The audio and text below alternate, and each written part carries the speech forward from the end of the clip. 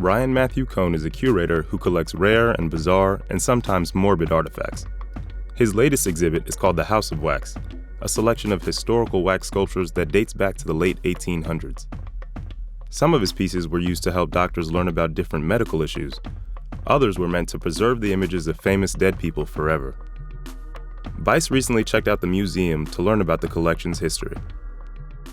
These are some of our fetal abnormalities. They show different ways that a baby is delivered, how it sits into the womb, what the inner organs look like, and also different scenarios. This piece here is showing what syphilis looks like. Of course, they didn't have penicillin yet, so syphilis was still running rampant and killing people, and it was a major cause of death actually during the 19th century.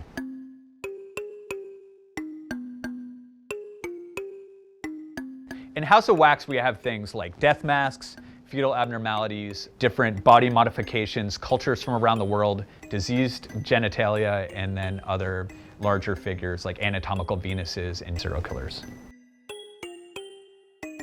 My name is Ryan Matthew Cohn. I'm curator and co-designer of House of Wax. I'm also an obsessive collector and osteologist. One of the first things that I actually collected as a child was nature specimens. A bear had eaten half of a deer, the carcass was left there, you grab the head and you figure, hey, I can leave this in my backyard and in a week it'll turn into a skull.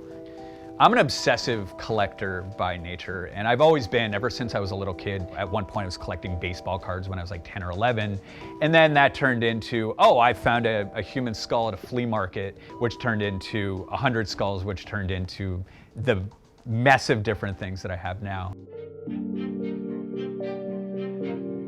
House of Wax is based on a 19th century anatomical wax collection. It was known as Caston's Panopticon. It opened in 1870, existed till about 1922. So prior to the moving image or cinema or movies, the Panopticons were one of the main forms of entertainment. So here's our variety of different death masks. There were probably many more in the original collection. Of course, we have footage of Beethoven in books, but here's your opportunity to see what he actually looked like when he passed away, that is.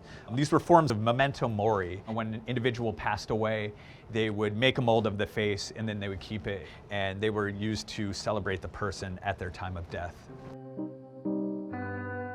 The reasons why a lot of these things were made was because cadavers didn't have a very long shelf life.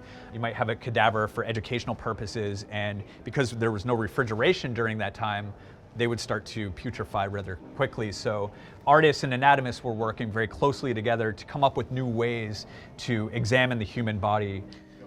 This is one of my favorite pieces in the collection. It's an anatomical Venus that's showing a cesarean section. You can see the ghost hands on this one opening up the cesarean section. And I love that you can really spend time with her and look at all the details of the piece.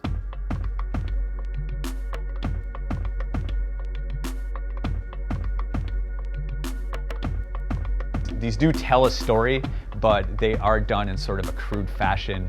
It's really a different take.